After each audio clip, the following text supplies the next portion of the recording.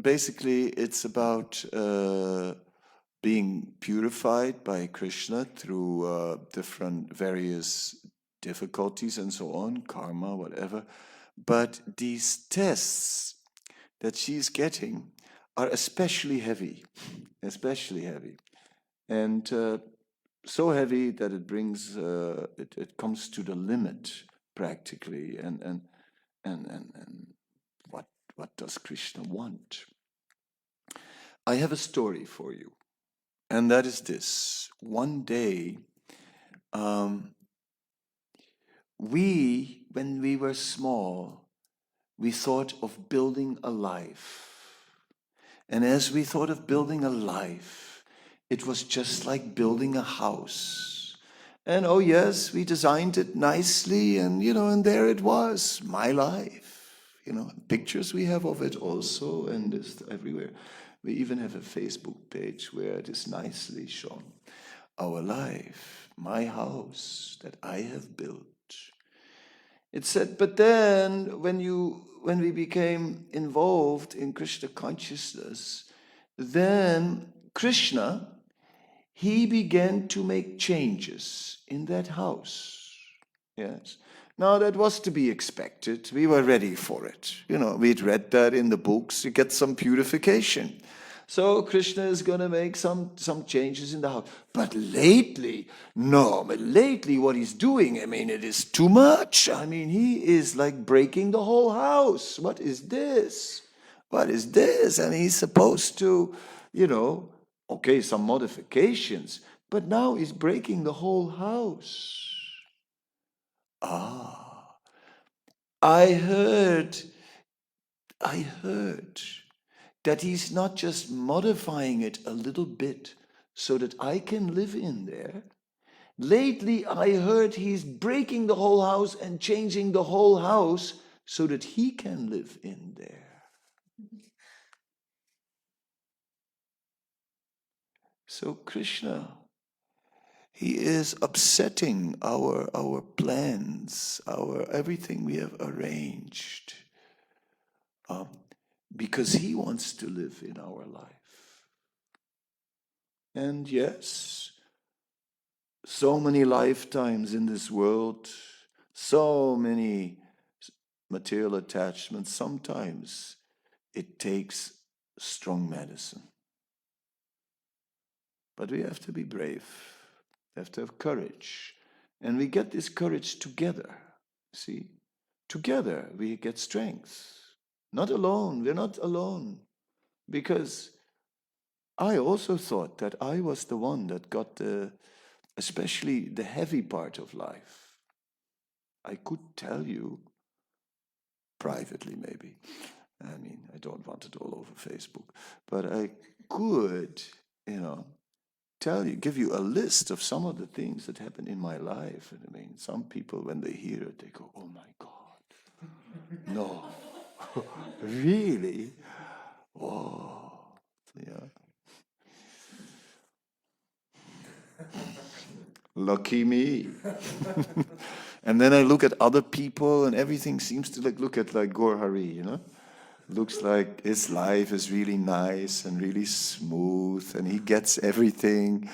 He looks nice, doesn't he? And it looks like everything has always been nice for him, That's how it looks, Yes, sometimes I'm looking at it, look at him, Yeah, but in my case, no, it's not like that. You don't have to think. There's an Italian story. You want to hear the Italian story also? Yes. So one day in the village, the people, they are coming to the mayor, and they are complaining to the mayor about all the things, all the problems in the life, such a big problems, right? Then the mayor said, all right, you bring your problems and we put them in the town hall, So everyone brought their problems to the town hall and had a big exhibition. Yes. And then everyone was looking at, oh, look at that one. Look at, that one. So everyone was enjoying looking at all these problems. And it was a really popular exhibition. And then, in the evening, everyone wanted to go. They spent the whole day there. And then in the evening, everyone was ready to go. And then the mayor said, wait a minute. Where do you think you're going? You're leaving the whole townhouse full of these problems. No. Everyone has to take one problem as you leave from here, and you choose. So then everyone had a second look at all the problems. It's like, take this one, take that one, And in the end, everyone left with their own problem. Because better a problem you know than, some unknown problem.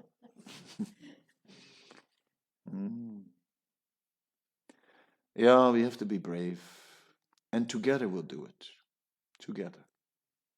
That's why we need a community, Community gives us, and we need love and trust in the community. We need real relationships in the community so we can open our heart. Because when we can open our heart, then we can actually, get some relief. And all right, then we can deal with it all and say yes. But yeah.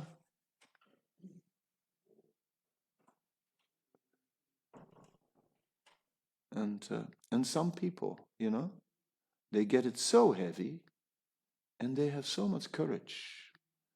I have one lady in Australia. She's originally from Mauritius.